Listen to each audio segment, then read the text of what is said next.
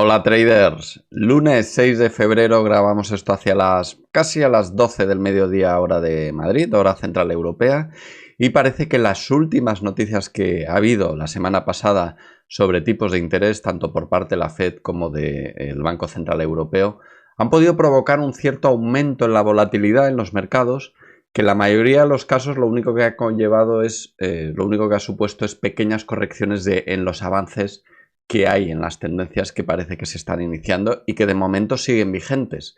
Las subidas de tipos han sido tal y como se esperaban, es decir, 0,25 en Estados Unidos, 0,50 en Reino Unido y en Europa. Pero es la segunda interpretación, las segundas derivadas que se hacen de las declaraciones de los presidentes de los bancos centrales o de la Fed, los que hace pensar a los inversores hasta cuándo subirán los tipos, ¿no? ¿Dónde va a estar el final de esa subida de tipos, ¿no? Por otra parte, el viernes salieron datos de empleo en Estados Unidos que siguen siendo espectaculares, es decir, estamos en nivel de prácticamente pleno empleo en Estados Unidos, incluso ha mejorado algo el dato de empleo en Estados Unidos a partir del viernes pasado, y son tan buenos que hace desconfiar a los inversores que el escenario de subida de tipos por parte de la Fed solo vaya a llegar hasta el 5 o 5,25%, como está previsto o descontado ahora mismo por el mercado. Ahora mismo está en el 4,75, se espera que suba o bien el 5 o bien el 5,25%, pero sí, puesto que un empleo excesivamente bueno es inflacionista, es decir, tiende a provocar un aumento de costes por la vía de inflación de costes, pues eso hace desconfiar a los inversores y será esa paradoja que venimos viendo desde otoño del año pasado, en la cual buenos datos macro provocan ciertos movimientos correctivos o ciertos movimientos en el sentido contrario de las bolsas, ¿no?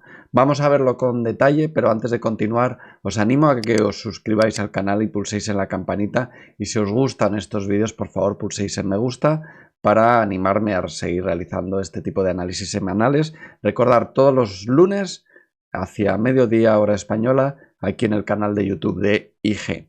Vamos a empezar a ver el calendario, empezando por lo que ocurrió la semana pasada. La semana pasada lo más importante a destacar, sin ninguna duda, fue pues que fueron los primeros días, los primeros reuniones de bancos centrales europeos de las economías occidentales, ¿no? Tanto de Estados Unidos como de Reino Unido como de Europa. Bien, el lunes primero tuvimos un mal dato, arrancó la semana con un mal dato de IPC en España. Salió el IPC español, fue un dato malo porque subió al 5,8%, es decir, no solo no continúa el descenso, vamos a verlo aquí, no solo no continúa el descenso en el dato de inflación, sino que parece que se está estabilizando. Ahora mismo se ha estabilizado en torno al 5,8%. Y bueno, se esperaba más bajo. Lo amarillo era donde se esperaba en torno al 5%, y ha sorprendido negativamente en el entorno del 5,8%. Lo peor es que los datos de inflación subyacente parece que siguen subiendo. La inflación subyacente sigue subiendo en Europa, con lo cual se están encontrando la inflación, el dato de inflación total con el dato de inflación subyacente, lo que parece que va a marcar un suelo en esos niveles de inflación, ¿no? Entonces, bueno, se ha trasladado un mensaje por parte de los bancos centrales en la reunión del jueves, ahora hablaremos también de ella, que los tipos habrá que subirlos todo lo que sea necesario, prácticamente han venido a decir, con tal de conseguir ese 2% de objetivo de inflación. Yo no me lo creo mucho, yo no creo que vayan a hacer absolutamente todo lo necesario para llegar a la inflación del 2%. Yo creo que están más preocupados con no provocar una recesión y de que continúen los relativamente buenos datos económicos, y que por ahí van a ir los tiros a lo largo del 2023. ¿Qué más tuvimos? El lunes tuvimos también datos del PIB alemán, subió un 1,9% en 2022. Muy importante ese dato de PIB alemán porque es la principal economía de la Unión Europea, por lo tanto marca el ritmo del resto de la Unión Europea. El martes tuvimos el dato del PIB de toda la Unión Europea, y concretamente el último trimestre, y fue un dato de un crecimiento positivo del 0,1%. ¿Vale? Entonces aquí lo tenemos, el adelantado, 0,1%. Es un dato positivo, pero que traslada cierta sensación de enfriamiento en la economía, pero no excesivamente, es decir, siguen viniendo buenos datos económicos todavía o por el momento. Vámonos al miércoles, porque el miércoles tuvimos la salida de tipos de interés en Estados Unidos del 4,5 al 4,75, 0,25 que era lo que esperaba el mercado y es lo que ocurrió, y al día siguiente Banco de Inglaterra y Banco Central Europeo. Banco de Inglaterra subió medio punto y el Banco Central Europeo también subió medio punto. Bien, realmente eran las subidas esperadas, no ha habido sorpresa en ese sentido. Prácticamente desde noviembre del año pasado, en noviembre del 2022, sabíamos que en febrero iban a subir más o menos esto, ¿no? Digamos que el mercado tiene ya descontado hasta cuándo van a subir los tipos, ¿no? Sobre todo, de momento, en Estados Unidos, parece que ese punto de inflexión o ese punto pivote en el cual los tipos dejarían de subir para detenerse está muy próximo, ¿vale? Y probablemente sea en los dos, 3 próximos meses se produzca ese punto pivote en el que dejan de subir los tipos de interés.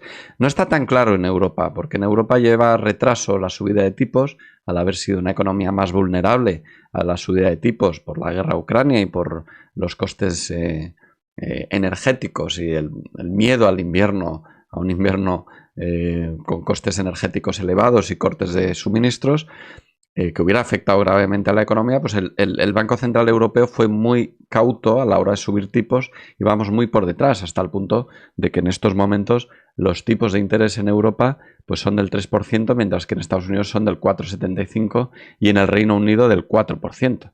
Es decir, es bastante probable que el Banco Central Europeo todavía genere al menos un par de subiditas más de 0,50 o al menos hasta el 4%, ¿no?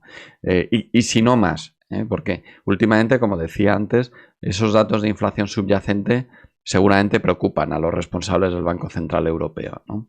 ¿Qué más hemos tenido? Bueno, semana pasada, el viernes, tuvimos PMIs finales de servicio, nada importante. De datos de empleo yo destacaría del viernes. ¿Por qué los destacaría? Pues porque han sido, como decía en la introducción, han sido espectaculares. Es decir, veníamos del 3,5, se esperaba incluso que repuntara un poco el desempleo y no solo no ha repuntado, sino que ha bajado.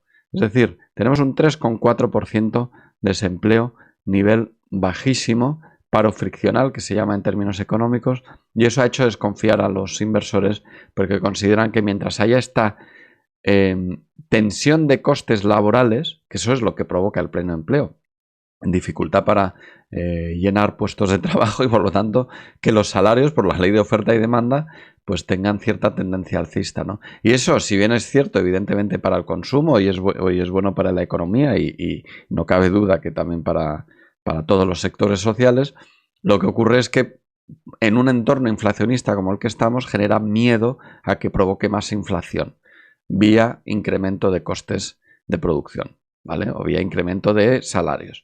Eso puede explicar, puede que sea una de las razones por las cuales el mercado ha realizado un cierto movimiento que ahora veremos dentro de un rato en los gráficos. Pero antes vamos a hablar de qué es lo que tenemos que esperar esta semana a nivel de calendario. Es una semana mucho más floja esta a nivel de calendarios. Hoy lunes no destacaría prácticamente nada.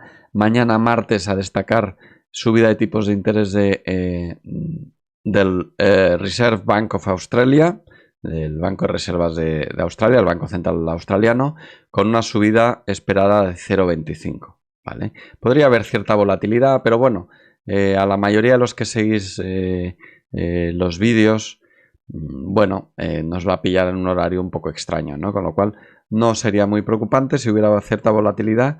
El martes también sale en Europa el German Industrial Production, que es un dato que sale mes a mes, que es este de aquí, que tiene interés porque es una especie de indicador adelantado a lo que puede hacer la inflación, ¿no?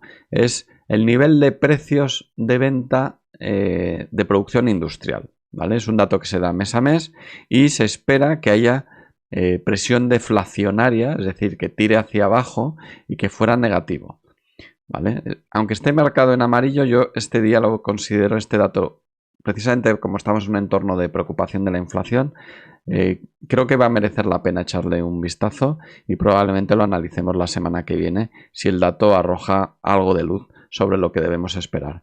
Miércoles no destacaría nada. El jueves destacaría la predicción económica de la Comisión Europea, que es este dato de aquí.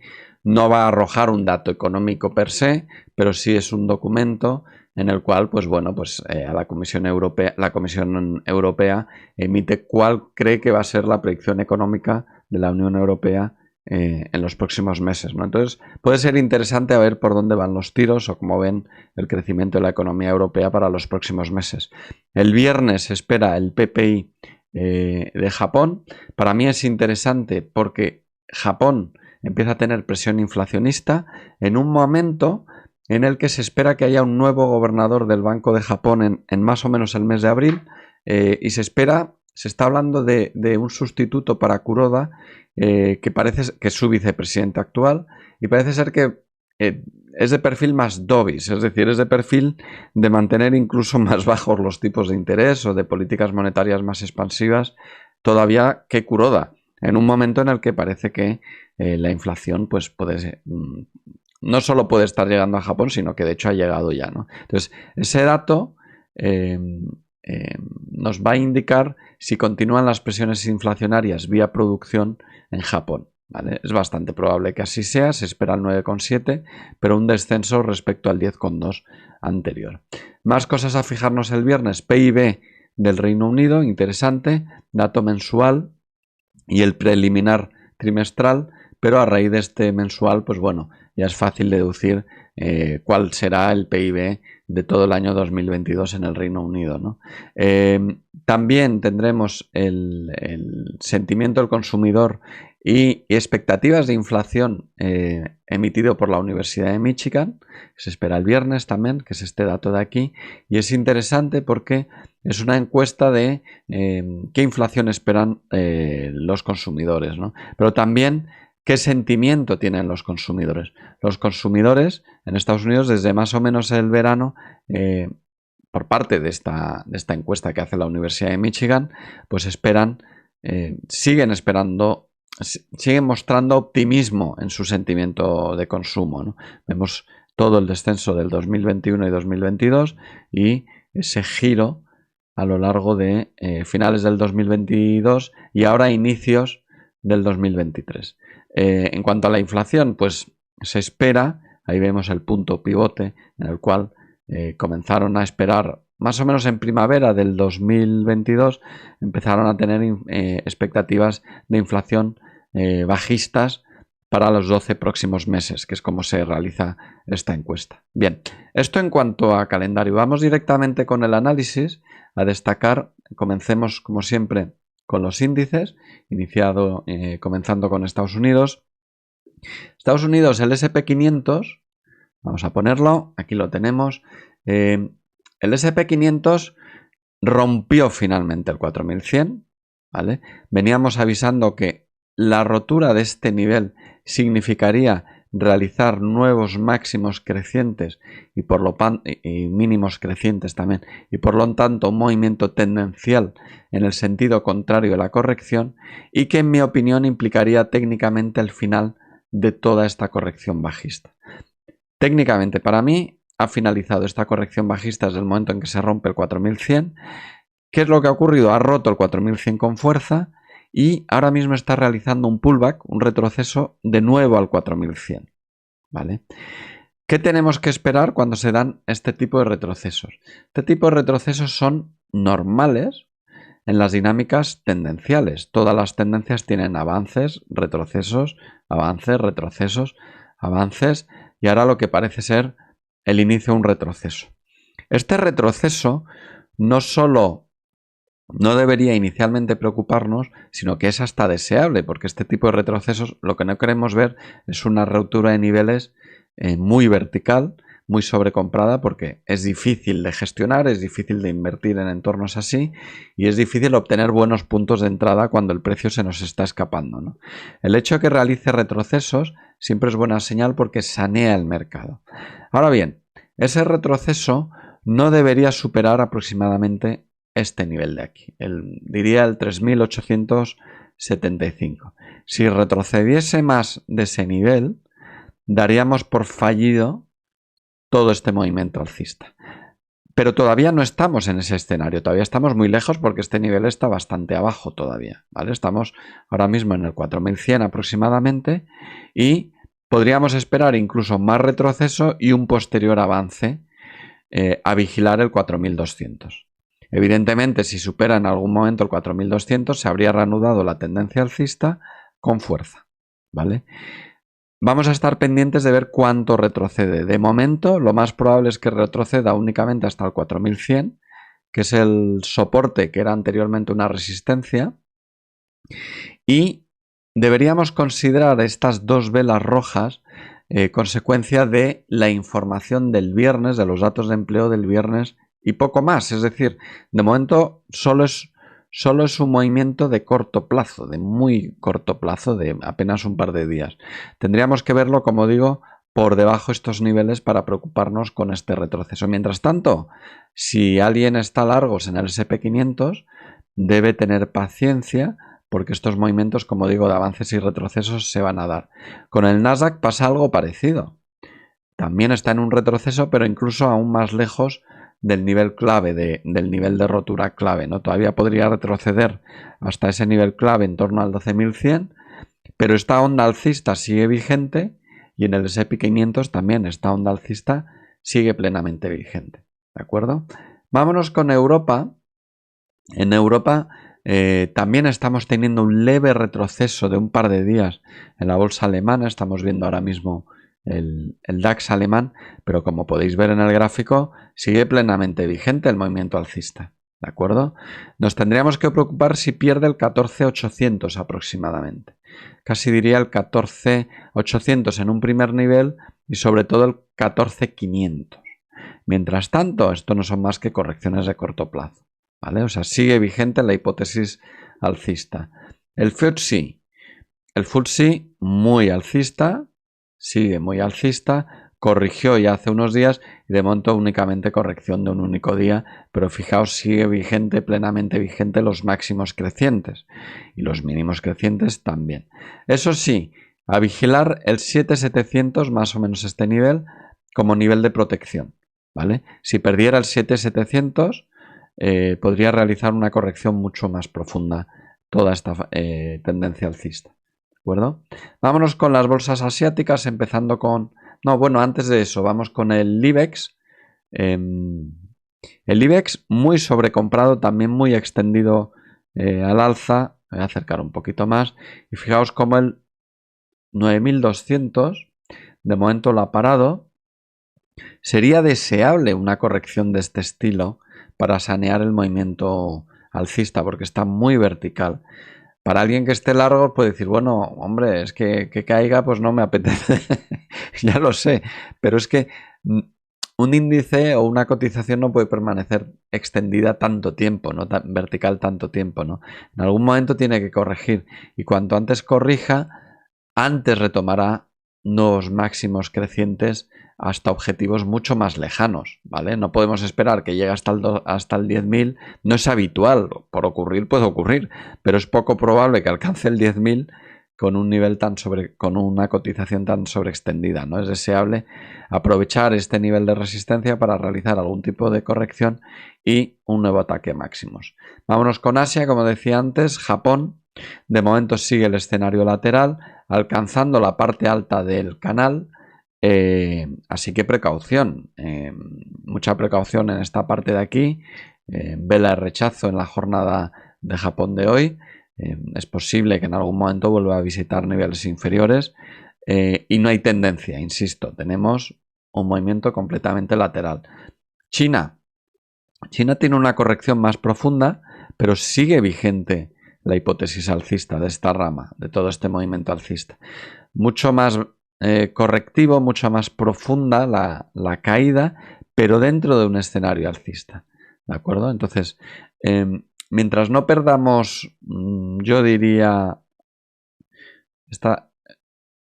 este nivel aproximadamente, el 13.200 como primer preaviso, pero luego el 12.600, la hipótesis alcista sigue vigente. Vamos con las divisas, empezando con el dólar. El dólar que, perdón, vámonos con las divisas, el dólar, aquí está, que en los últimos días ha pegado un rebote alcista, el dólar index, en un escenario claramente bajista, todavía es bajista, ¿de acuerdo? Entonces, no esperemos que esto sea el final de la caída o que esto vaya a llevar al cielo al dólar, ni mucho menos. Todo lo tenemos que ver en su contexto.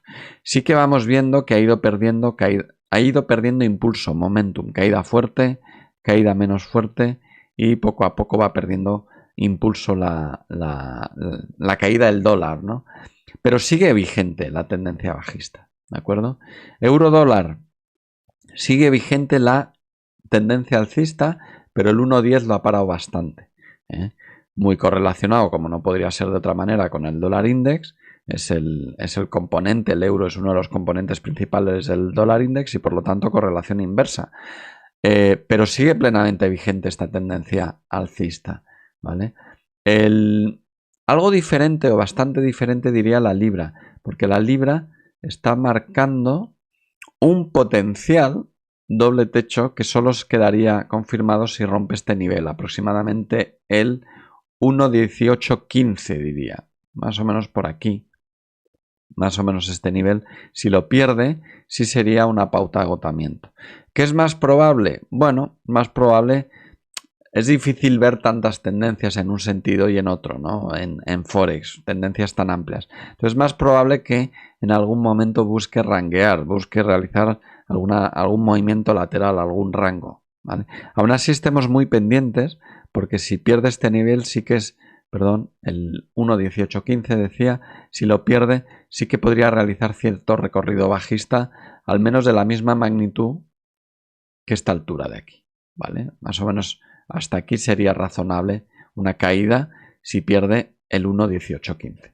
Vámonos con el yen, que está dando que hablar por lo que decía del candidato a ser el nuevo presidente del Banco de Japón, que sería el vicepresidente actual, que es más dovish, es más partidario de mantener tipos bajos, de políticas monetarias expansivas, no le da tanto miedo la inflación y eso podría estar provocando un movimiento de depreciación del yen. Depreciación porque aquí el yen está en la contrapartida, por lo tanto cuando el gráfico sube el yen baja de valor. Fijaos cómo el dólar fue perdiendo valor respecto al yen aquí y en un momento dado ha generado esta potencial pauta de agotamiento también, cuyo nivel de confirmación sería el 135, ¿vale? Es decir, si supera el 135 la cotización, podemos esperar un cierto rally alcista del dólar yen o una depreciación del yen, por lo menos de la misma magnitud, o con bastante probabilidad de la misma magnitud que esta proyección de aquí, que esta altura de aquí. Es decir, sería aproximadamente como hasta el 1.43.5, más o menos, ¿vale? Ya hablaríamos de ello si se produce. De momento sigue vigente, mientras no se rompan las líneas de confirmación, las tendencias siguen vigentes. Y cuando hay una tendencia vigente, lo más probable es que continúe la tendencia, ¿vale?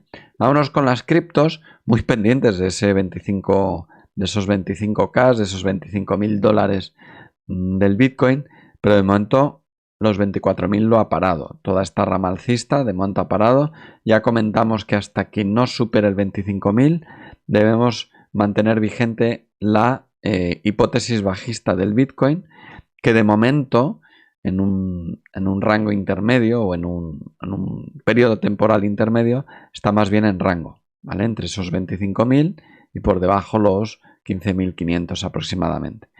Entonces, de momento parece que se está tomando un nuevo respiro, pero si rompe los 25.000, muy atentos, porque podría realizar un rally alcista. Vámonos con las materias primas, empezando con el crudo. Sigue lateral el crudo, aquí lo vemos, lateral. Los límites laterales del crudo por debajo estarían en 70-90 más o menos y por arriba estarían en 82-2 aproximadamente, ¿vale? Mientras tanto, sigue estando en rango. Gas natural muy bajista todavía, aunque va perdiendo algo de momentum, va perdiendo algo de caída. El oro, muy pendientes este año todos del oro. Este impulso alcista ahora está corrigiendo con bastante profundidad, aparentemente, pero fijaos que si trazamos niveles FIBOs desde el arranque del último impulso, de momento solo ha corregido el 38% de este último impulso, ¿vale? Es decir, sigue plenamente vigente la hipótesis alcista. El hecho de que caiga aquí es, como digo, puede ser hasta bueno, siempre y cuando no perdamos el 1800. Para mí el 1800 es el nivel clave en el oro, lo era como nivel para considerarlo alcista, pero si lo vuelve a perder en algún momento, si pierde este nivel, habría retrocedido más del 61.8 de toda esta rama alcista y además habría vuelto a colocarse debajo de este nivel clave y por lo tanto daríamos por finalizado este movimiento alcista. Sin embargo, lo más probable es que aguante el 1800, ¿no? Incluso un poquito más arriba, el 1820. Es probable que aguanten y que lo único que estamos teniendo es una simple corrección para en algún momento dado arrancar de nuevo la tendencia. De hecho, este tipo de retrocesos están dando oportunidades para los que son largos en oro. Así que bueno, es mucho mejor entrar en retrocesos de este tipo que intentar perseguir al precio y que se nos escape.